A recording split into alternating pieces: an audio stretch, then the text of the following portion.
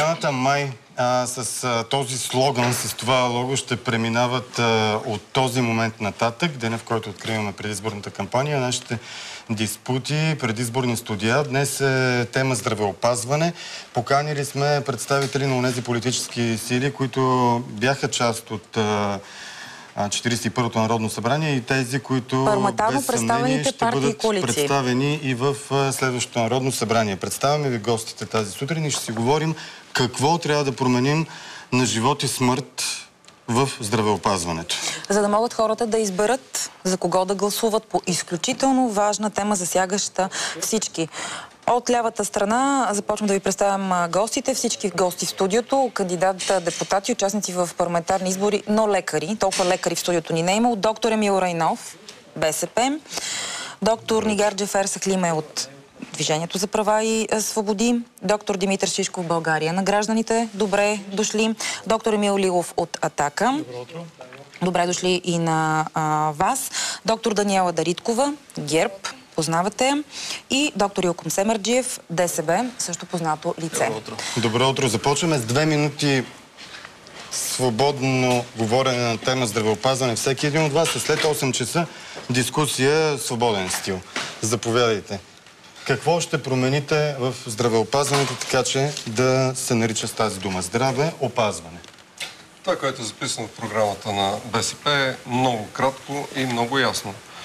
Първото и основното е, че БСП ще провежда здравна политика, социална здравна политика, която ще гарантира конституционния достъп на всеки български гражданин до качествено здравеопазване. Оттам нататък акцентите в програмата, това са обръщане към профилактиката. Второто, което е, това е детското и майчиното здравеопазване. В никакъв случай не бихме забравили здравеопазването за възрастните хора и хората с увреждания. Третото нещо, което е много важно, връщане на морал и доверието в медицината. Всички знаем защо.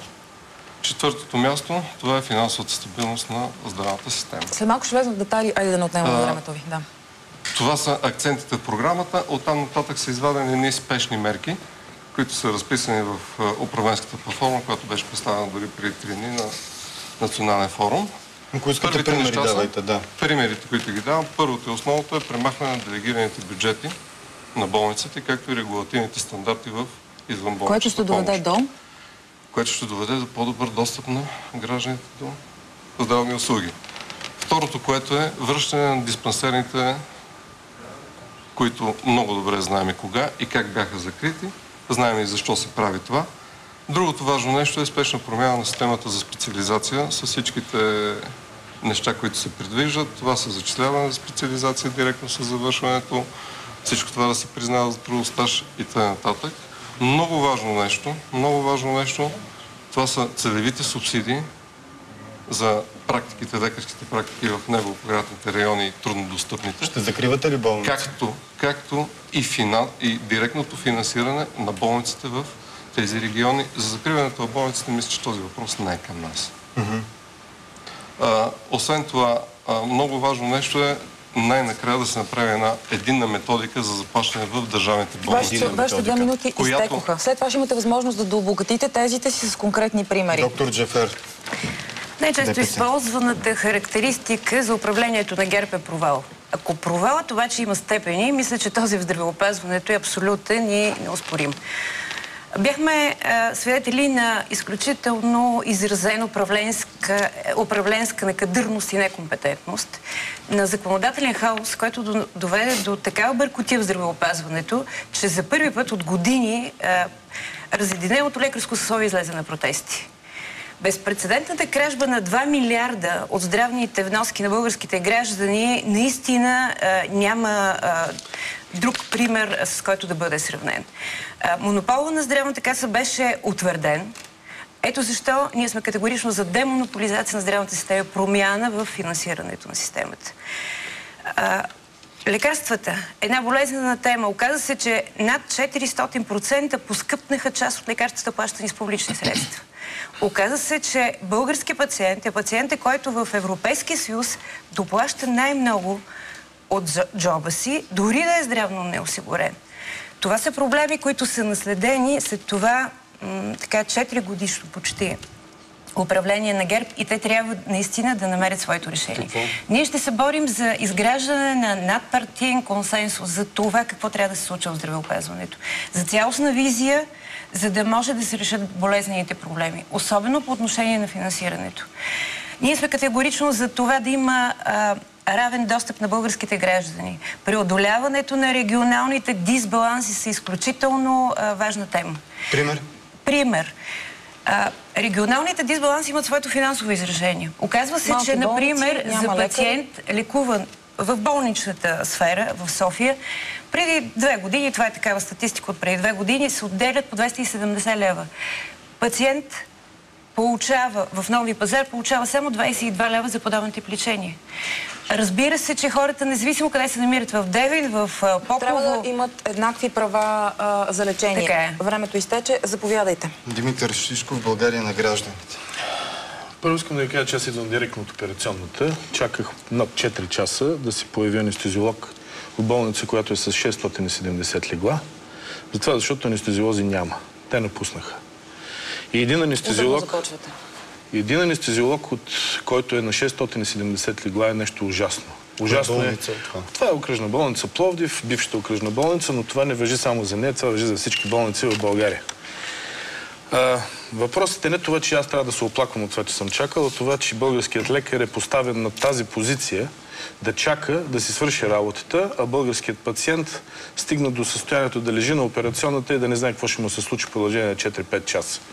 Затова аз бих определил реформата, която се извърши в последните 4 години с един цитат на Мечо Пух. Като не знаеш къде отиваш, но не отиваш никъде. Това е, което свършиха ГЕРБ. Но това беше започнато още от БСП с политическия лобизъм, който беше въведен от тях. И сега, да ме извини доктор Райнов, но делегираният бюджет беше въведен от тях. Така че те ще си го махнат, след като се решили, стига да вземат властта. Това, което искаме и ние, са съвсем реални неща, които могат да се случат. И то, въпреки че звучат малко популистки. Това са безплатни лекарства за децата до 7 години. Това е да има линейка до всяко едно място в България до 30-та минута. Да има болници там, където е необходимо, а не там, където ще се печели от тях. Да има повече права на лекарите в доболничната помощ, включително на личните лекари и на тези, които са специалисти в доболничната помощ. Да се завишат критериите в образованието на лекарите и на медицинските сестри. И здравната каса да ползва парите само за здраве, а не да попълва дупки в бюджета, както беше практика на ГЕРБ до този момент. Имате още 10 секунди. 10 секунди. 10 секунди. Надявам се, че днес ще стигнем до консенсус в това какво трябва да направим в здравеопазването, защото ние мислим все пак за здравето на хората, което не е ценното нещо. Благодарим ви. Заповядайте. Доктор Лилов. Доктор Лилов, партия Атака. При нас имаме изградена стройна система, която е публикувана в нашата програма, която в най-скоро време гражданите на България ще се запознаят. В общи линии, в раздела здравеопазване, ние смятаме, че след идването на НДСВ на власт, реформа в България здравна не се провежда. По тази причина ние искаме да променим коренно нещата и да въведем друг тип здравеопазване, в който държавата има по-съществена роля. Смисъл? Смисъл, ще ви обясня по-нататък. Това е в финансирането, защото цялата промяна беше в финансирането. Ние искаме да се създаде подобен фонд, общо национален фонд Народно здраве, в който да влиза 10% от брутния вътрешен продукт за финансиране на здравето. Освен това, глоби, такси, акцизи, от незаконно придобито имущество, средства, всичко това да влиза в този фонд. С този фонд вече трябва да разгърнем и здравеопазната система, и то в смисъл такъв, че наистина, както и колегите споменаха, да има достъпна здравеопазване за всички региони. Това ще е нещо, което ще действа паралелно с здравната каса? Не, това ще бъде реформираната здравна каса. Значи във всички 28 области държавата създаде държавни, а не както сега с бордове и така нататък, болници, в които те да бъдат еднакво по стандартите, оборудвани с техника, обезпечени с персонал, който бъде стимулиран да работи там, и същевременно, паралелно с тях, Центъра по спешна медицинска помощ в едно с пожарната и с звената за спешни действия да бъдат едно единно цяло, които да реагират и да осигуряват здравето, особено в регионите, където има трудно достъпни райони. Там ние предлагаме да има и хеликоптер. Хеликоптер, чудесно. Да, както в Румъния. Специалист по какво сте? Аз съм специалист по детски болести и по здравен мениджмънт. Имам 2 специалности. Сега доктор Дариткова, ГЕРБ. Водени от разбирането, че здравеопазването трябва да се превърне в реален национален приоритет, ние винаги сме търсили надпартийния широк обществен консенсус за реализация на реформите в сектора. Ние смятаме, че като страна членка на Европейския съюз трябва да запазим солидарният модел за финансиране на системата и ГЕРБ в своята програма е заложил запазването на 8% здравна вноска. В този смисъл сме осигурили 1 милиард повече средства в системата на здравеопазване в сравнение с 2008 година, най-добрата година от управлението на тройната коалиция, и сега общата сума на средствата за здравеопазване са 3 милиарда 353 хиляди лева. Това означава, че системата на здравеопазване от гледна точка на финансовата рамка е стабилна. Направиха се редица промени в сектора по време на нашето управление, които гарантират основно достъпа на гражданите. Разбира се, не можахме да реализираме промяната в болничният сектор, който наистина се оказа най-нереформираната част от системата на здравеопазване. Представянето на здравните услуги на българските граждани трябва наистина да заложи като приоритет на превенцията и профилактиката с намаляване на леглата за активно лечение, по които показатели сме на едно от първите места в Европа, и с едно наистина реално и адекватно разпределение на лечебните заведения за болнична помощ в регионите. В този смисъл ние ще заложиме на повече възможности за провеждане на регионална здравна политика с децентрализация на управлението, като с законови промени се дадат повече възможности за регулация на областно ниво на областните съвети по здравеопазване, които бяха формирани в Закона за лечебните заведения във връзка с изработването на Националната здравна карта през 2010 година. Така ще могат да се отчитат по-точно и ясно потребностите на хората в отделните населени места. В нашата програма сме заложили също на детското здравеопазване, но не на лечението, а на профилактиката, защото по време на нашето управление се въведоха нови профилактични ваксини, въведоха се свободен достъп до специалист-педиатър за децата, свободен достъп до майките, до специалист, акушер-гинеколог, и можем да отчетем през 2011 година най-ниско ниво на детска смъртност, 8,5% за цялата демографска история на България. Синята коалиция, доктор Семерджиев. Демокрация за силна България, БДФ. Да, по регистрация. Коалиция ДСБ БДФ. Първо искам да ви кажа, че слушайки казаните думи от колегите, имам чувство, че се пуска някаква завеса. Особено след управлението на ГЕРБ. Нека да бъдем много ясни и много конкретни. Здравната реформа започна по време на управлението на Иван Костов. Бяха планирани 100 стъпки и в рамките на нашия мандат тогава ние направихме 79 от тях. Вместо да бъдат продължени останалите 21, 3 правителства след това върнаха нещата далече назад. Това е причината за проблемите днес. Сега, първо, което трябва да се каже на системно ниво, трябва да се възстанови справедливостта и солидарността в здравеопазването. ГЕРБ докара до там да стигнат до 1 милион и 900 хиляди неосигурени граждани. Това е тотално нарушение на солидарността. Ние ще запазим здравната вноска от 8%, но ще повишим събираемостта и ще намалим броя на неосигурените лица. Ни кажете след малко как. Да, разбира се. След това, никой здравно осигурен, който си е платил авансово здравната вноска, не може да му бъдат искани пари след това в лечебното заведение. Тези хора, които са здравно осигурени, авансово плащат за здравеопазване и не следва по никакъв начин от тях да бъдат искани пари. Било то под формата на избор на екип, било под някаква друга форма на доплащане. Здравното осигуряване е модел, който изключва доплащането като феномен, защото си плащаш авансово. Третото, с което трябва да се характеризира здравното осигуряване, е правото на избор. Това не е командно-административни модел Семашко. И ние въведахме точно това през 1997-2001 година. Всеки български гражданин, който се е платил здравната вноска, да може да избере своя лекар, своето лечебно заведение, включително и фонда, в който ще се осигурява здравно. Тогава ние създадахме Националната здравноосигурителна каса, включително доброволни здравни фондове, които до миналата година бяха 19. За съжаление, закрити от ГЕРБ, принудени да се пререгистрират в застрахователни компании. И на последно място, това, което искам да отправя като послание към лекарите, е, че от 4,1 от брутния вътрешен продукт ние ще вдигнем финансирането на 6%, за да не става здравеопазването тежест на техните деца. Това свободен стил с аргументи и с повече примери. Това бяха входящите ви думи. Както е жива връзка от една много интересна и важна за региона си болница. Бяла Слатина. Това е по-късно. Сега новините, кратка почивка и се връщаме при нас. Промяната май или наистина ще се промени нещо в българското здравеопазване. Тема на първия диспут, който днес започнахме. Директно в свободни коментари и спорове вече призоваваме участниците в студиото. Накратко, мрем по път за болниците, обаждане онзи ден на наш зрител от Ивайловград. Доплащаме си, когато няма направление за специалист. Изписват ни от болници недолекувани, понеже е свършил периода, срока и парите по пътеката. Проблемите са много. Кой започва? С спешната помощ предлагам да започнем и с тази реплика, която сме запомнили с Виктор от този ден. Мрем по път за болницата. Ивайловград. Давайте от... Ако разрешите, пак от ляво надясно, както е. Ще влизате в спорове обаче сега. Ще се допълвате. Спешната помощ е най-важното нещо, от което винаги се започва. БСП припомняме за модерна спешна помощ, кадрово обезпечена. Припомням, че до 2009 година се смени автомобилния парк на спешната помощ над 550 линейки. В момента какво се случва? Помним ГЕРБ как обещаваха моторни шейни, хеликоптери, АТВ-та, в замяна на това закриха болници и решиха цели региони от достъп до каквато и да е медицинска помощ, камо ли до спешна помощ. Спомняме си драмата с драмите с заплатите на колегите, които вие замразихте.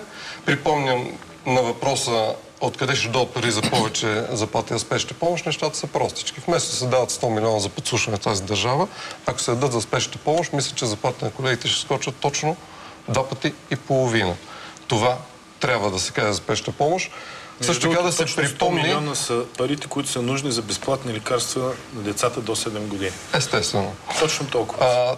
Това, което също трябва да се каже, че в момента има голяма неразбория с обаждането и получаването на съобщенията за спешна помощ. Европейският телефон 112 чудесно, прекрасно, той е за спешни случаи всякакви. Но трябва да се остави и директния достъп на хората до спешна помощ. Директният телефон, специализираният телефон, защото това, което казахте, как мрат по една секунда по пътищата, обаждат се на 112, там ги приема некомпетентен оператор обажданията, прехвърли след това на спешна помощ и се губят близо 15 минути. Един от реалните проблеми обаче сега на спешната помощ е кадровия проблем. 70 лекарски места в момента само за София са незаети.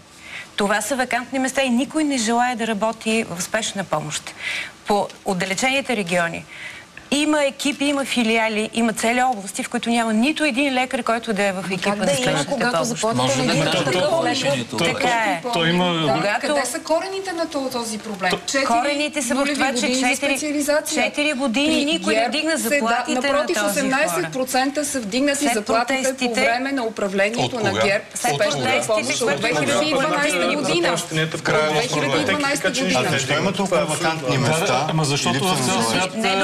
В цял свят там работят така наречените парамедици, а медиците са на друго място. Ние объркахме малко системата.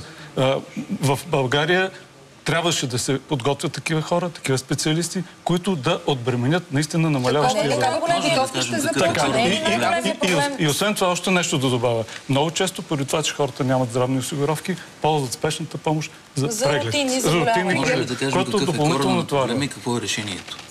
Вижте, спешната помощ беше изградена отново през периода 1997-2001 година. Тогава бяха създадени 28 самостоятелни към държавата центрове за спешна медицинска помощ и 189 филиала към тях.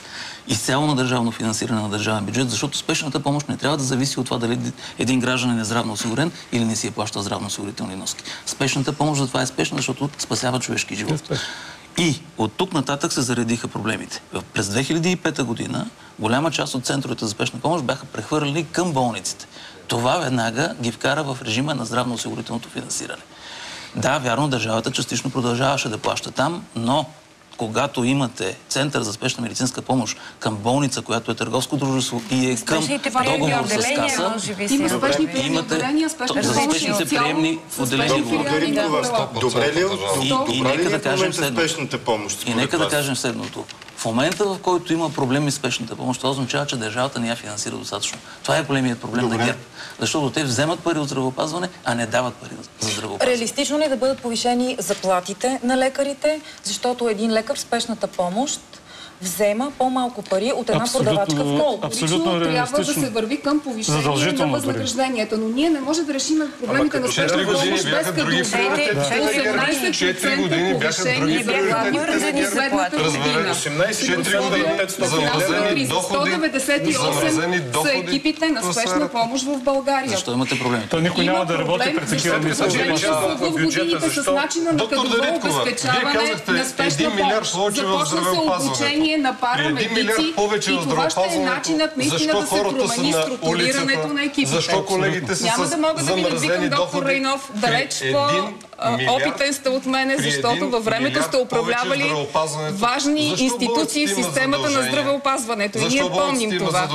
Болниците имаха задължение при вас.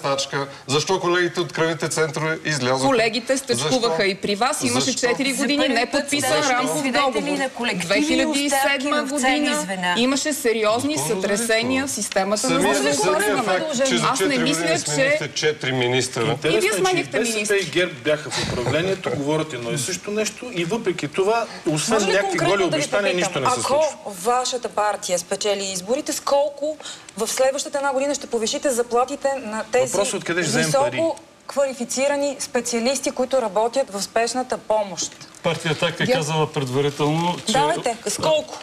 За една година. Ще бъде 1000 лева минималната работна заплата. Сиреч, тези хора, които са сериозни специалисти... Ще ги вземем, като направим така, че събираемостта на вноските и 10%. Не се финансира от осигурителни вноски. Тя се финансира от държавата. Тя е държавна. За здравни вноски, след като касата беше обрана. Точно така. Ние за това говорим, че 10% с 2 милиарда. За 2 милиарда имаше единствено милиард и 400 хиляди, които са големият резерв, който от сметки на касата е прехвърлен в сметки, за да ви централния бюджет. И тя ще мине още малко. За да бъдете чути. Нека да изчистим този въпрос. Конкретно сколко ще увеличите заплатите? За една година. Чакайте да ви кажа нещо.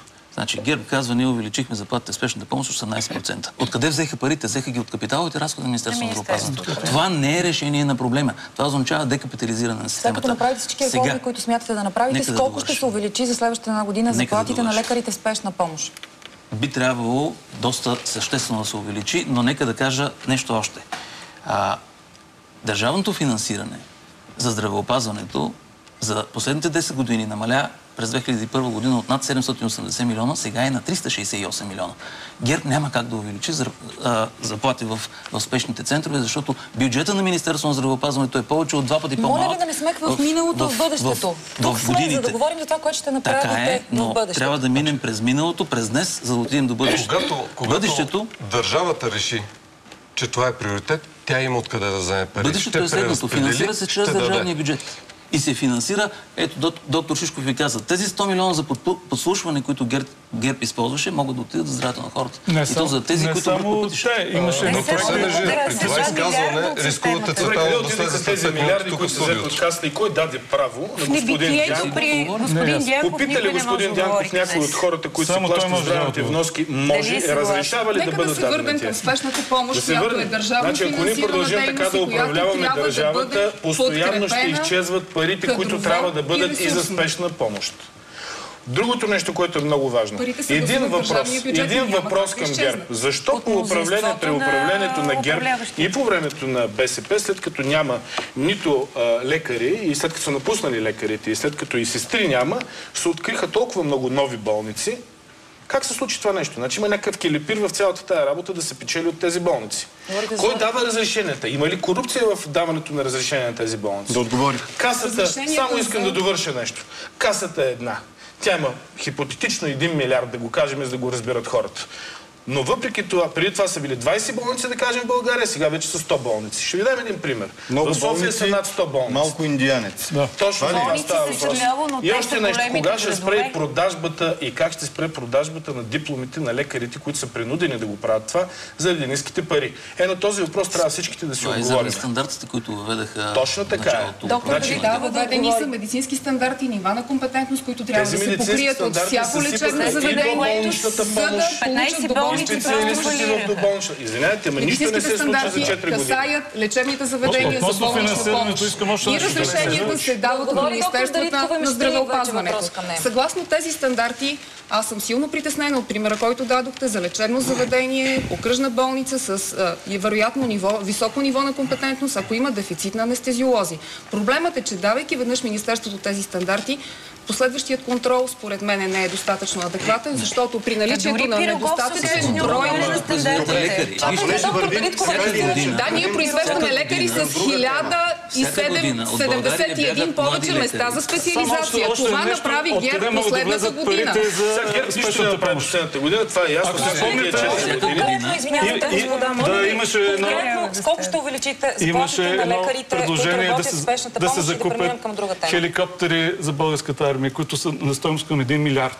Ето ви пари, откъдето могат да се вземат директно. Добре, сега, друг проблем, с който хората масово се сблъскват. Заради пътеките и начина, по който работят болниците, хората са функция на това, което пише в пътеката. Може да си недоизлекуван, но се налага да те отпишат. Ако трябва да те приемат в друго отделение, трябва да мине поне едно денонощие. Има хора от провинцията, които ги изписват от едно отделение недоизлекувани, за да ги запише болницата отново в пътека. Те са функция на тази система. Ще има ли диагностично свързани групи, ако това е правилната формулировка, за да те излекуват от всичко, което имаш нужда, а не на парче? Когато говорим да се завъртим, започваме този път. Доктор Семерджиев, кога парите ще вървят след болния, а не болния да бъде набутван в някаква финансова рамка, независимо, че всяко едно заболяване индивидуално за индивидуалния човек има съпътстващи заболявания? Чудесен въпрос. Още с въвеждането на здравното осигуряване беше сменен принципа на финансиране и той беше въведен в едноактен процес и в болниците, и в извънболничните лечебни заведения. А то е парите следват пациента. Какво направи ГЕРБ? Те вкараха фиксирани бюджети, които първоначално нарекоха делегирани, след това прогнозни. Всъщност, напротив, делегираните бюджети са дело на ГЕРБ. Лимитите на болниците Вие не дейте да лъжете. Нека да продължете си мисълта. Може ли само вече, може ли да се разберем за едно нещо? Да престанем да се връщаме назад, какво не е направило БСП, ГЕРБ, ДПС или който иде, или какво е направил Иван Костов преди 15 години. А какво ще направите? Хората, които ви слушат в момента, искат да разберат какво ще направите, за да гласуват или да не гласувате за вас. Няма как да не се връщаме към началото. Възстановяваме изконни принципи. Парите следват пациента. Тоест, това означава да се финансира лечебна дейност. Пример дайте. И да се финансира, и да се финансира този човек, който има помощ. Касата върви след човека и финансира неговото лечение, а не да се финансират структури. Фиксирания бюджет означава това. Определяте бюджети на определени болници, фиксирате структурите без да има значение каква е дейността. Трябва да знаем предварително колко болни ще имаме, колко инсулта, колко инфаркта. Всъщност клиничната пътека в момента... Вървим сега по часовниковата стрелка, сега доктор Дарица. Ще промените ли това нещо? Хората се оплакват, само не казвайте, че няма проблем по тази тема. Има проблем. Категорично клиничните пътеки, въведени 2006 за метод за финансиране на болничната помощ, показаха своите несъвършенства. В алгоритмите на клиничните пътеки е написано категорично, че се лекуват и съпътстващите заболявания. Това, за съжаление, не се случва. В алгоритмите на клиничните пътеки е записан минимален престой, но никой не фиксира максималния престой на лечебните заведения. Така че болният трябва да бъде държан в тях до излекуване. За съжаление, самите клинични пътеки във времето не претърпяха никакво усъвършенстване като съдържание, като индикации, защото това става с съгласие на лекарския съюз. Всяка година се приемаха рамкови договори. Последната година има приети 4, много ви моля да се изслушваме, имаме 4 нови клинични пътеки. Ние категорично сме заявили, че това не е начин, който може да подобри финансирането на болничната помощ. Аз ви слушах, доктор Семерджиев. Ако обичате... всяка година. И да ме изслушате. Как да работят. При всички положения и сега болниците получават някакви прогнозни бюджети. За това, защото бюджета на Касата се приема от Народното събрание. Той е разпределен за 12 месеца и за да гарантираме финансирането на системата. Въз основа на медицинската статистика трябва да се посочат някакви прогнозни стойности. Но пациентите трябва да пролежат в болница, за да получи болницата тези средства. Никога болницата не получава предварително фиксиране за структури. Аз съм категорично против финансирането за структури. Вървиме към диагностично свързани групи. През 2012 година има определени 1115 относителни тегла на диагностично-терапевтични процедури, така че този процес върви. Ние сме заявили своето намерение за въвеждането, но и смятаме, че това ще бъде нещо, което ще бъде от полза на пациентите. Политическа партия „Атака“ твърди, че ако е на власт, чрез въвеждане и създаване на този общонационален фонд народно здраве и чрез създаване на тези регионални структури и чрез обезпечаване на достатъчно финансиране, чрез повишаване на парите, които отиват в здравеопазване. Откъде ще вземете 10% брутния вътрешен продукт за здраве? Бюджета, чрез орязване на излишните разходи. Аз зададах пример с тези фалшиви и ненужни хеликоптери за българската държава. За България е необходимо здраве и образование. Това са фундаментите, на които стъпва нашата нация. Защото знаете как тя се топи, как хората умират и как те намаляват. Така че партия „Атака“ гарантира, ако бъде на власт, чрез нови структури, регионални, които да са държавно финансирани, които да имат достатъчно апаратура, кадри и средства, да лекува хората и то безплатно за особени категории. Чудесно звучи. Добре. България на гражданите. Аз разбрах от всичко това, между другото, че от госпожа Дариткова разбрах само едно нещо. Че всичко е по мед и масло в здравеопазването. Не, нищо такова не съм казала. Има много пари. Напротив. Лекарите фактически са отново виновни. Убийците, това категорично не съм го заявила. Аз също съм български лекар. Такива инсинуации, моля ви да не правите пред широките граждани. Българските лекари в Народното събрание. Защитила съм българските лекари и в медиите, и в... Винаги съм била на тяхна страна. Моля ви се, Мая Манолова е госпожата, забравили сте името, но няма да позволя да ме обиждате в ефири, да ме противопоставяте на колегите с съсловието, в което аз 20 години градя своя авторитет. Мисля, че съсловието достатъчно е добило мнение за управлението на ГЕРБ в здравеопазването. Какво ще направи България на гражданите? Какво ще направи? Ще ви дам един по-прост пример, за да разберат всичките. Какво направиха до този момент, за да знаете откъде ще дойдат парите? Тъй наречения делегиран бюджет, както се делегираше до сега по политическия лобизъм, то е прост. И това, което казваше и доктор Илко Семерджиев. Ще ви дам пример. 9 милиона се определят за 95 легла болница и се определят 16 милиона и половина за 670 легла болница. Дайте примерите. Къде е едната? Примерите, нито ще казвам имената. И двете болници, примерно, са в Пловдив. Защото направете справка, влизате веднага и ще разберете. Какво ни казвате? Ето това ще зададете въпрос към тези, които управляват, защото това са чисти политически назначения. Няма как да се отговори. Ако как тези пари не са... методика за определяне на бюджета на болницата, която е публично достояние и се определя от надзорния съвет на Касата, който е обществен орган. Ще махнете ли? Ето къде ще намерим пари и как ще се махнат пътеките. Има трипартийния модел, е възстановен в управлението на Касата. В момента доктор Шишков говори, пътеките, част, които водят към гробищата, ще бъдат премахнати по различен... махнат постепенно, защото трябват пари за това нещо и хората трябва да го знаят. Не може да се мине автоматично към диагностично свързаните групи. Няма как, защото това са много пари. И за тази цел всичко трябва да стане бавно и постепенно. Доктор Джафер.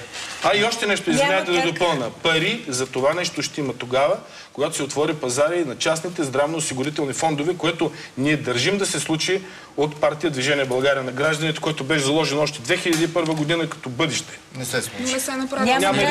Напротив, направи се. 90 фонда работиха до миналата година и сега опитваме се някакъв ред Няма как в момента клиничните пътеки да бъдат примахнати. Те станаха символ наистина на най-лошите неща, които се случват в системата. Но обаче те бяха заложени само като един алгоритъм на поведение.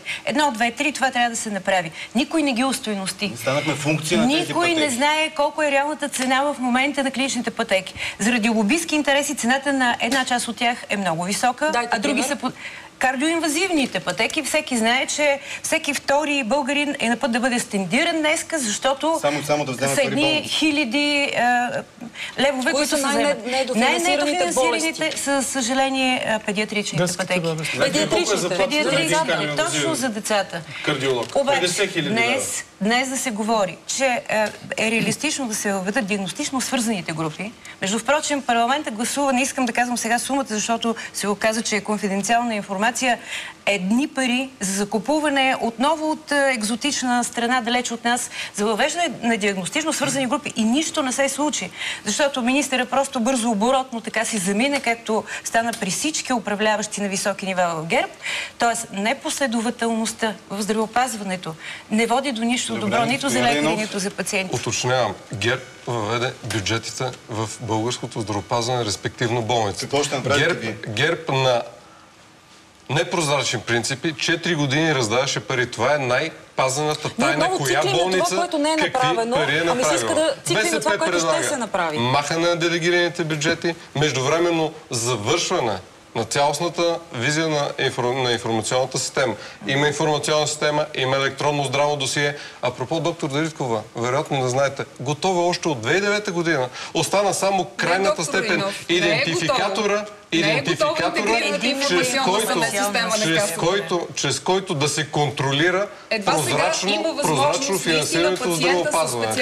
Но понеже 4 години вие непрозрачно разпределяхте средствата в българското здравеопазване. Информация от извора. Работата на надзорния съвет е прозрачна. Работата на надзорния съвет, припомням, когато управляваше БСП, имаше когато вие бяхте председател на общо събрание, имаше контролен съвет, имаше обществен контрол. Вие сте тези, които затворихте всичко в само, че в надзорния съвет има представители на пациентските организации, на осигурените, на работодателите. Една комисия от 7 души, а преди имаше комисия по цени, комисия позитивна, имаше комисия по прозрачност, одитни доклади на Сметната палата. Доктор Райнов, не сме забравили какво е по ваше време, по време на вашето управление. Дами и господа, отиваме по ваше време диспут по битови, свързан с темата имат достъп до пациентите, доктор Райнов.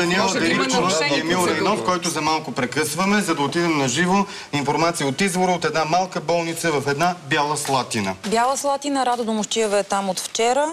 Как работят лекарите, колко лекари липсват, колко медицински сестри, как работи спешната помощ в региона, какви са проблемите на пациентите. Всеки ще разпознае себе си в следващите минути. Рада, добро утро. Добро утро.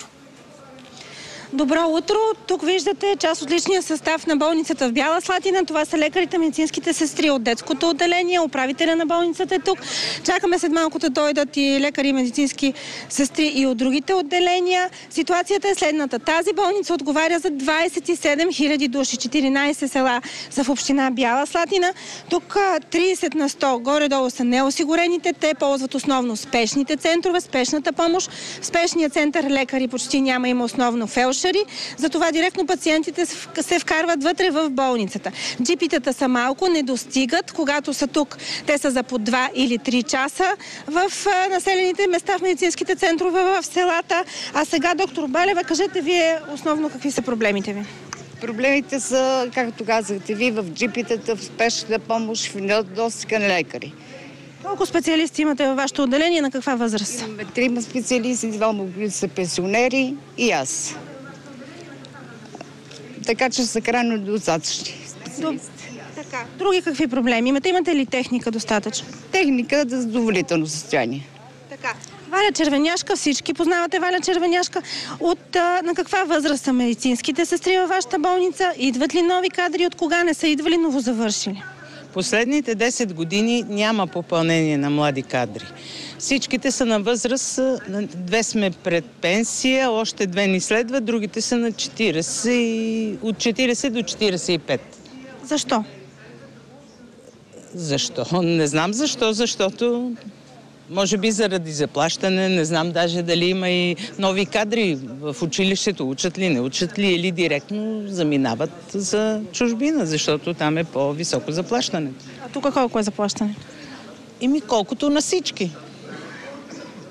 Колко? Кажете една сума. Основната е, от един месец ни е 520. Така, добре. GP-тата са малко, както ви казах, и много от тях не стоят през целия ден в медицинските центрове, защото вероятно не смятат за необходимо или пък са изключително натоварени, трябва да обикалят и другите населени места. Вчера отидохме в едно село, тук съвсем близо, село Попица.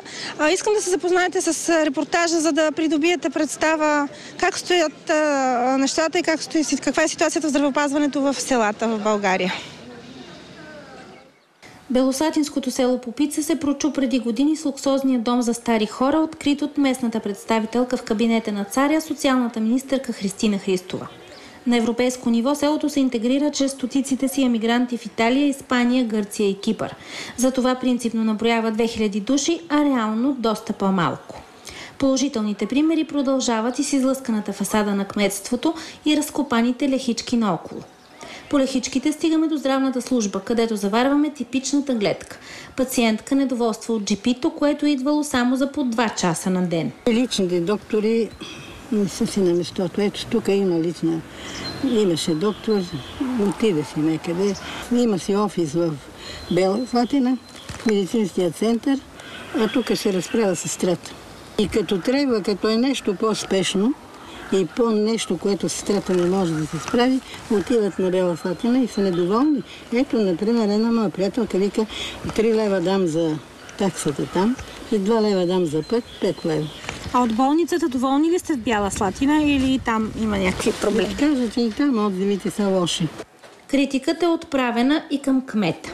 Можете ли да я контролирате, личната лекарка? Аз не мога да я контролирам личната лекарка, защото личният лекар на хората е избран от хората, както аз съм избран от хората. В отсъствието на GP-то работата се поема от медицинската сестра. Тя раздава направления, преглежда, вади кърлежи и пази пациентите от рушащата се мазилка. Ето виж, понеже вали, аз ви показвам какво намирам тук, кофи слагам, всичко, защото отгоре тече. От някъде капе. Това сега, тук сме в здравната служба на село Попица. Да, това е здравната служба на село Попица, която е общинска собственост на Бяла Слатина. Това как ще го намерите вие? Хигиената виждате, че колкото се старая, ето погледнете. Върху чаршафа днес съм сложила този, защото белият чаршаф капе отгоре. Като легне пациента, как ще бъде? И господин кмета на Бяла Слатина няма пари. Не знам. Ако някой имаше желание да помогне на Попица и на здравната служба, щеше да ходотайства от дарения, от тук, от онам, щеше да се оправи. Разбира се, от здравеопазването има и доволни. Винаги съм имала направление, ползвам често като пенсионер по болест, значи налага ми се. Доволна съм и от обслужването и в болницата и така, предавам. И в болницата е всичко? И в болницата, да, всичко. Просто никога не съм връщана за нищо. Специалисти има ли добре? Има. И кардиолози, и всекакви. Фаворит на пациентите обаче е местният зъболекар. Дошъл да работи в Попица от сръбския град Босилеград. Не има кой знае колко много, но това, което се взима, е достатъчно за един живот. Говоря за тук, нали? Не за София или Пловдив. За съжаление обаче, любимецът зъболекар няма да се задържи дълго в селото. Плановете му са да си търси работа в голям град или в чужбина. Такъв е случай в съседното село Търнава. Там зъболекар е от Команово. Така че виждате, че нашите сънародници от съседните държави са съгласни да работят в българската провинция, за разлика от техните колеги от България. Прокуриста на болницата Николай Димов сега ще ни каже как предлага да се решат проблемите. Проблемите в малките лечебни заведения са общо взето в 2 насоки. Първото е липсата на кадри. Проблема не е в осигуреността за момента. Проблема е това, че не идват млади кадри. Младите кадри, които ние чакаме с огромно нетърпение. Вие искате да се върне разпределението за лекарите? Точно така. Ако има възможност, разпределението на специализантите, които така или иначе би трябвало да захранват малките болници като нашите са специалисти, това би бил добър вариант. Как ще решите проблема с спешната помощ при положение, че тук местните роми и населението от околните села ползва линейките като междуселски транспорт? Линейките на спешната помощ, така или иначе, няма как да избягаме от този проблем. Ние сме принудени да лекуваме всички тия хора за наша сметка. Всички неосигурени, тъй като ние не можем да им откажем помощ. Както виждате, проблема основно е в парите. Трябва да ви кажа, че тук общината е намерила повече от 800 хиляди лева за ремонт и да ви кажа и какъв е начинът да се намерят парите. Общините започват да продават земите, които имат, за да осигурят пари за ремонти на болниците, а до сега в половината общини в България пари са инвестирани основно в футболни отбори, а не в болниците. Така че това е положението в здравеопазването в българската провинция. А щом Рада си говори с прокурис, означава ли, че тая болница отива към фалит? Има въпрос от студиото, защо сте прокурист, защо се налага болницата да има прокурист, да не отива тя към фалит? Не отива към фалит болницата, благодарение на общите усилия на общината, на кмета на града. Се намалиха с моето назначаване значителна част от средствата, които изтичаха в различни посоки, като консултантски и така нататък. И подобряваме финансовото състояние, затова болницата да остане, затова болницата да има и населението в община Бяла Слатина да получава достъпна и качествена медицинска помощ. Тоест да разбираме, че не медицински лица, а икономисти би трябвало да управляват болниците, както в случая, за да се спрат злоупотребите и за да може да се вкарат ред финансите. Благодарим ти, Рада Домушева, на живо. Трудно ми е дори журналистически въпрос да формулирам след това, което се изсипва като действителност. Това безобразие възможно ли е да бъде прекратено по някакъв начин? Да, много ефективно. Защото има толкова въпроси. Има ли два вида хора в България? Тези, които заслужават здравеопазване и тези, които не заслужават здравеопазване. След като размерът на здравната вноска е най-съща за всички. Много ефективно може да бъде решен проблема. Нека да кажа с няколко думи как. На първо място, аз и в началото започнах с това. Трябва да се възстанови солидарността в модела. Чухте 30% неосигурени граждани. Знаете ли защо? Хората, които не си плащат вноски, да си ги платят. Как точно да стане? Защо се получиха 1 900 000 близо неосигурени граждани? Моля ви, не искам да ме прекъсвате. Оставете ме да се изкажа. Кажете как? Кажете как 30% от населението на този регион да си плаща вноската. Хората се отказаха от здравното осигуряване в момента, в който ГЕРБ им взе 2 милиарда от здравната каса. 2010 година, близо 1,5 милиарда, министър Дянков прибра от касата големият и резерв. 2011 340 милиона от здравната каса отидаха за субсидия на Министерството на здравеопазването, 2011 още 100 милиона. 2012 накрая Конституционният съд осъди Министерството на държавата. И за това над 2 милиарда лева, които просто бяха анихилирани от системата, вместо да отидат за лечението, създадоха тези проблеми. 30% от населението в региона, откъдето се включи Рада Домушева, да си плаща вноската. Чрез възстановяване на това доверие и на тази солидарност. Защо? Първо трябва да кажем, никога повече няма да позволим като българи някой министър финансов да ограбва здравната каса. Заради това ли е? Заради някакво безобразие, което видяхме конкретно в Бяла Слатина? Последните данни от НАП са, че има 1 200 000 неосигурени български граждани, от които 450-500 хиляди са живеещи в чужбина и прихождащи в България периодично. Това е още по-трагично, основният проблем са социално слабите групи. Социално слабите групи са основният проблем. Ние няма как да затворим границата на България, защото социализма отдавна приключи системата. Има социален фонд към Министерството на социалната политика, който е под порядъка на 5 милиона лева. Този фонд не се използва достатъчно ефективно.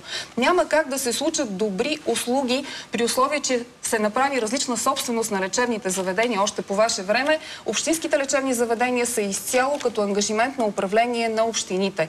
Там държавата се намеси с едни 148 милиона от европейски програми, за да може да се подобри материално-техническата база на общините. Говорим за материално-техническата база. Материално-техническата база на селските здравни служби, чета законите правилно. Разбира се, говорим за собственост. Говорим за Може ли държавата да се намеси и да каже тази болница е неправилно управлявана, изтичали са средства? Може ли на политика, доктор Дариткова? Нали всяка собствена конституция независимо от правенето на здравна политика по Нещата ще се случват много просто. Първо трябва да има ясен поглед къде и какво трябва да се разкрива в тази държава. Погледът е ясен. След като е стигнало до тук, много просто. Създават се регулаторни органи, които решават къде да бъдат разкривани болници. Не допълнителна администрация. Създава се примерно лекарска камера. Това, което беше заложено още от едно време. Това касае само съсловната организация.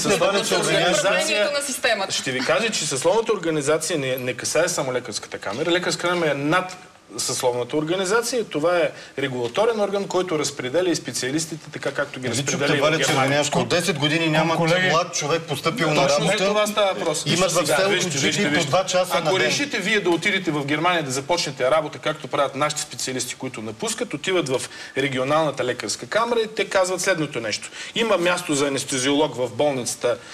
Примерно в Ивайловград има място и за хирург еди къде. Там няма болница. На други места, казвам примерно, не казвам, че там има или няма. Никъде другаде не може да започне този човек да работи. Така по този начин се насочват и специалистите да отидат там да работят. Тоест, ние нямаме повече специалисти, които да се чудят да има, ако продължим по този начин, да ги концентрираме на едно място. Концентрираме ги, за съжаление, заради схемата за специализация. Ние сме за либерализация на системата на специализация. Искам да ви кажа, че аз... Само да не продължим.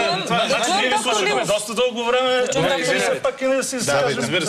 Аз съм човек, който съм участвал като проверяващ на тази болница. Условията са абсолютно... В Бяла Слатина. Значи условията са точно такива, да не говорим, че кадрите, които работят там, са наистина на пределна възраст. Нашето съсловие се е декатализирало от кадри, средната възраст вече над 50 години. Но ние, понеже сме се вгледали в проблема здравеопазване, ни обягва фундаменталния проблем. Защо това е така? Това е така, защото държавата няма правилна, точна и ясна регионална политика. Вие сте отишли в един от най-бедните региони, от който съм и аз. Там нещата са трагични. Населението е крайно бедно. Какво здравеопазване искате и каква помощ от общините, когато там нямат 5 лева да пуснат тока или нещо от този род? Хората ползват линейките за транспорт. Път до големия град са проблем. Сега още нещо да добавя. За джипитата. Вие давате си една друга сметка. Знаете ли, че на година, към средата на годината, 14-та година, всички джипита, ако нямат специалност в общата медицина, не могат да практикуват. Какво означава това? Това означава... Това означава, че хиляди хора ще останат, защото тази тромова система, която се направи, ами нямат право да имат практика. Той ще станат по-малко джипитата и хората 2 часа отива на ден, няма да го има и там. Сега, какво предлага партия Атака? Партия Атака предлага тези, които са работили вече над 12 години, да получат автоматично тази специалност, за да могат да продължат да работят. Защото там имаме хора с специалност за детски болести, вътрешни болести, които са явявали на държавата. Които вече нямат право. Те няма нужда да специализират. Вътрешни детски акушерство и гинекология получават автоматично специалност. Акушер-гинеколози, хирурзи. Така че, да, но те са малко. Те не са толкова много. Само, че има директива на Европейския съюз. Ние с доктор Сахлим сме работили по този проблем, която изисква да имат специалност, за да работят ние сме страна членка на Европейския съюз и няма как да се... Значи стигнахме до това, отново се връщаме към големия въпрос, как да останат лекарите по места във всички работещи. В една голяма болница, това ще ви задам въпрос, в една голяма болница, пак казвам, където има и университет в този град медицински, видях обява на болницата. Германска клиника търси анестезиолози. Аз не можах да го дочакам анестезиолога, наложи се да има анестезиолог за една процедура. Нямаше. Да се върнем към въпроса как всъщност да накараме хората да се осигуряват здравно, защото големият проблем в момента на системата дори не са здравно неосигурените, а демотивацията на здравно осигурените хора. Когато човек е осигурен, но отивайки в тези региони или в голямата болница, вижда, че трябва да доплаща непрекъснато или че няма лекар, че джипито му идва един път седмично, той се задава въпроса, защо пък трябва да се осигурявам, като не получавам нищо? Защото и другите 60% осигурени и те не получават. И те не получават помощ. И какво да се върне доверие към касата? Доверие към системата, работа за тези хора. Това е пожелателно. Работа, т.е. докато България не дръпне икономически напред. Има обаче икономика и работа на бизнеса. Само 17% от всички пари, които се дават за болници, отиват в общинските болници. И това е отново диспропорцията и регионалния дисбаланс. Големите пари, едни огромни средства отиват в 4-5 болници. Те са монополистите на пазара. Но тези хора, които живеят в Мадан, и те има 67 населени места, където има само фелшерски екипи в спешната помощ, и то един екип, когато обслужва една махала от тези 67, другите, разбира се, че остават без помощ. Добре, какъв е начинът тези лекари да отидат там, а да не се струпат в големите привилегировани 5 или 6, колкото казвате, или направо да отидат в Германия или не знам къде да вървим към и да продължи целенасочения финансов геноцид към общинските болници. Това, което се случи последните 3-4 години. Отново трябва да се върне оная система на подпомагане, според териториалния принцип, демографските фактори, защото това е възрастно население, бедно, болно, за да може те да получават нещо и отгоре. Говоря за болниците.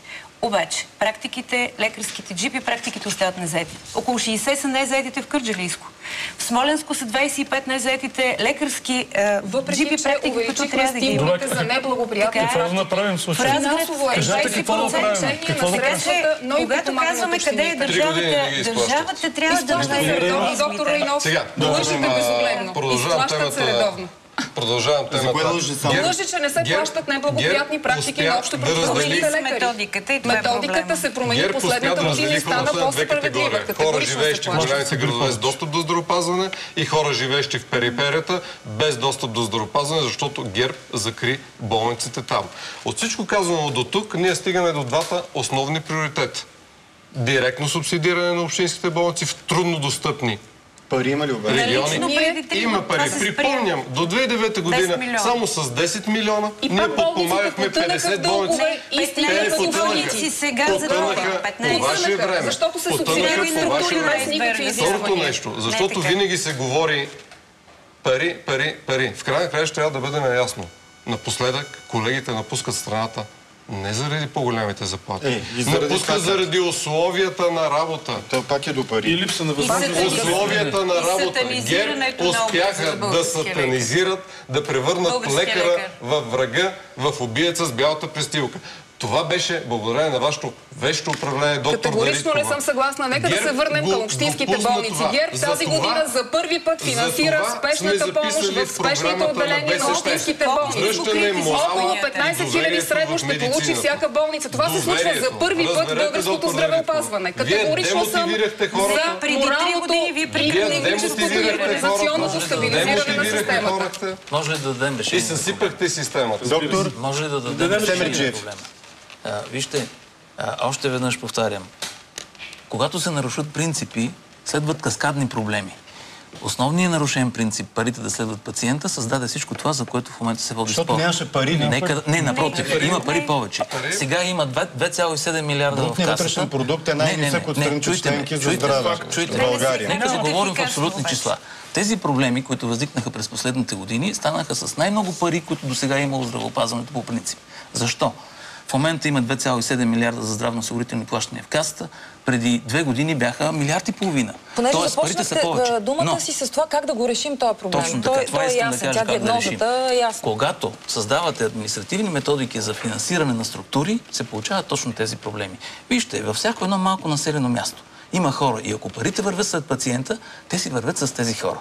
Тогава там, в местната болница, при местните общо практикуващи лекари, в местния медицински център, отивайки пациента, той ще им носи пари.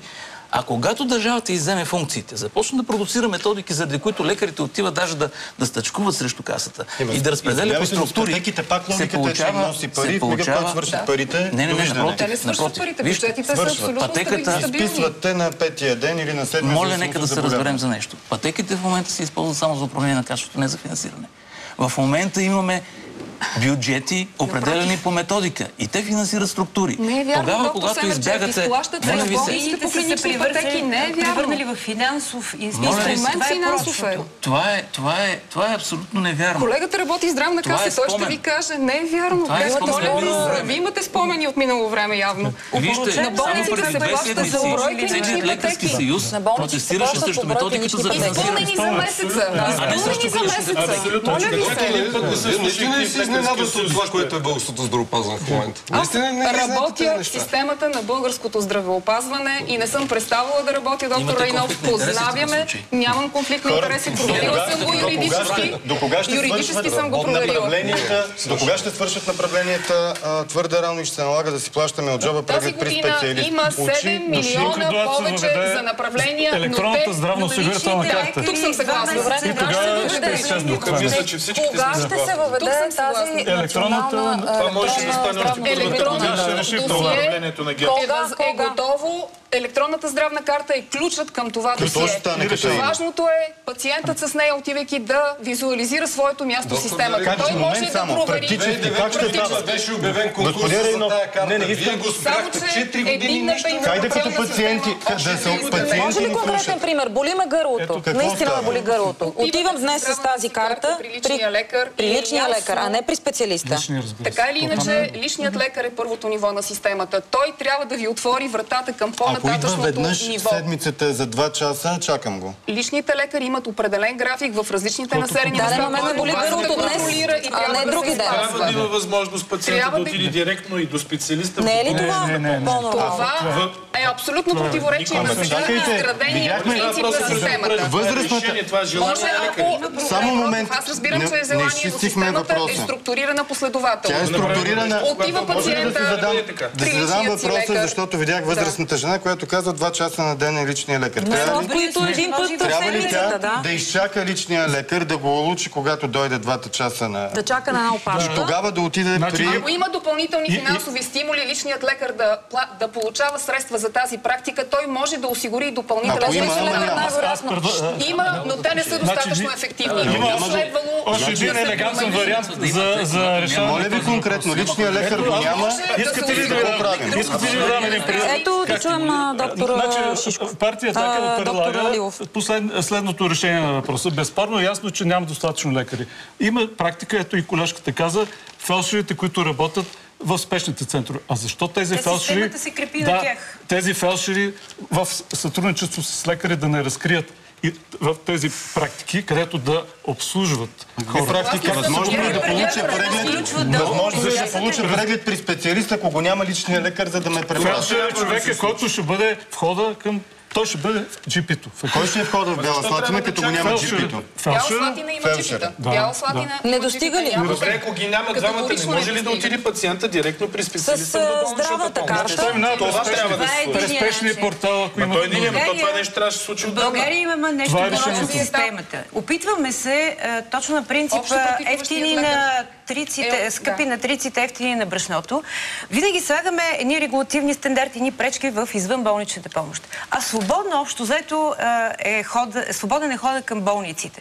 Навсякъде по света най-ската помощ е болничната помощ. Ето защо регулативните стандарти трябва да се либерализират и действително достъпът до специалистите в болничната помощ е много... Кога се оправихме анализ на нашата здравна система, защото ние разбираме състоянието и поискахме и помощ външен от Световна банка. Там се твърди, че ние наистина имаме проблеми в извънболничната помощ с прекаленото представяне на здравните услуги за активно лечение в болничната, но трябва по-малък процент по една минутка финал. Много съм изкушена обаче да ви питам и по една друга тема, която вълнува много. Многото пушачи и непушачи в България. Ако вземете властта, ще върнете ли, ще разрешите ли пушенето на закрити обществени места? С да и не, ако може, за да вървим към финал, имаме точно 5 минути за всички по минутка и финал. С пушенето да и не и финал. В никакъв случай. Това е едно много голямо постижение, за което връщане назад не бива да се направи. Която е на първо място по сърдечно-съдова смъртност, не бива да връща пушенето на обществени места. Трябва да се грижи за общественото здраве. Категорично иска само да добавя за лекарствата. Вчера чух 300% увеличение на цените на лекарствата. Партия Атака предлага безплатни лекарства за децата до 8 години, хронично болните и възрастните. Това е важен въпрос. Лекарствоснабдяването е фундамент. В никакъв случай не трябва да си отменя, но може да си допълни нещо друго. Който желае да пуши и да трои другите хора, да си плаща лекарството, когато се разболее. Диференцирано. Не би трябвало да има връщане назад, защото като лекари не можем да правим това. Категорично аз подкрепям колегите с едно уточнение. Да се спази закона в частта му, където се събират пари от акцизи за цигарите, да отидат за здравеопазване. Нещо, точно сега от вас пак насам към финални 30 секунди всеки финални 30 секунди. Края на краищата от обиколките по страната разбрах едно. Хората не ги интересува как политиците ще направят здравеопазване. Тя ги интересуват три неща. Да знаят, че има достъп до здравната система, да знаят, че ще има лекар, здравно заведение, което ще ги приеме и че ще имат достъпни лекарства на поносими цени. И БСП гарантира, че това ще го изпълни. Трябва да обърнем логиката на здравната ни система. Профилактика, скрининг и ранна диагностика. Това е до което трябва да имат достъп всички български граждани, независимо къде на територията. Ще има ли пари за профилактика, ако ви управляват? 20 милиона по една програма загубиха ГЕРБ за 4 години. Скрининг на трите най-важни форми на ракови заболявания. Загубени са 4 години. Зададат моля ви, не влизайте в дискусия. Не се критикувайте, за да не последва отговор, за да могат едни пари, които можеше да бъдат използвани за скрининг на трите важни локализации. За съжаление, това не стана. Надявам се следващите, които управляват системата, да го направят. Партия Движение България на гражданите знае откъде да намери пари, знае как да създаде правилата, с които да вкара в нормалност здравеопазването и ние можем да направим така, че здравеопазването да заработи наистина, защото имаме политическата воля да го свършим. Партия Атака предлага по-засилена роля на държавата, намеса и гарантиране на качеството на лечението на гражданите и гарантиране достъпност на всички. Това е много важно. Аз споменах и за лекарствените средства, защото те са също елемент, фундаментален елемент от лечението. Диагностика, терапия и оздравяване. Това е, което партия Атака предлага на гражданите. Имаме воля на базата на натрупаният опит да продължим реформите в здравеопазването, като залагаме на превенцията и профилактика, особено за деца и при хроничните незаразни заболявания, и като структурираме една система, която да бъде достатъчно добре позната на българските пациенти и да ги постави в центъра, като, разбира се, заложиме на кадровото обезпечаване на системата и моралното. Категорично ние ще променим системата, като постигнем по-добро здраве на нацията, защото глобалните показатели за здравето на нацията са важните за една система и задължително ще заложим на качествените показатели. За България. Глобалните показатели, след малко може да ги припомним, с вашите реплики. Демократия за силна България има три послания към хората в България. Първо искаме да кажем на всички българи, щом сте здравно осигурени, ако сте коректни платци на здравноосигурителни вноски, ние ще направим така, че никъде в лечебните заведения да не ви бъдат искани пари в момента на ползване на здравна помощ. Второ, искаме да кажем към бизнесмените. Ако си здравно осигурен. Да, разбира се, за това говорим. Тоест искаме да възстановим солидарността. Към бизнесмените искаме да кажем, няма да увеличаваме здравната вноска, не се безпокойте за това, че в икономическа криза ще бъдете допълнително товарени. Ние ще направим всичко необходимо, за да намалим броя на неосигурените и да си събереме приходите, които така или иначе системата не събира. Някой от вас има ли намерение да вдига здравната вноска? И третото нещо, което е много важно за лекарите, от 4% ще качим на 6% по този начин финансирането в здравеопазването, така че те да не бъдат експлоатирани като труд, здравеопазването в България да не бъде за сметка на доходите. Няколко неща, които вие знаете, но е важно зрителите да ги знаят, за да са наясно колко е важна вашата отговорност. България продължава да е страната с най-нисък естествен прираст и с един от най-високите показатели за смъртност в Евросъюза. Детската смъртност остава 2 пъти по-висока, отколкото в Европейския съюз. Но е най-ниската от всички години до сега. Перинаталната детска европейски нива. Срещу 4,18 в Европа. Средната продължителност, очакваната продължителност на живота в България е с 6 години по-ниска от тази в Европейския съюз. Това са показатели европейски данни, които благодаря ви за това, че бяхте тук и надявам се успяхте всеки един от вас да каже основните си тези по най-болезнения проблем в България, здравеопазването и нашето здраве. 9 часа новините и Мариана Векилска.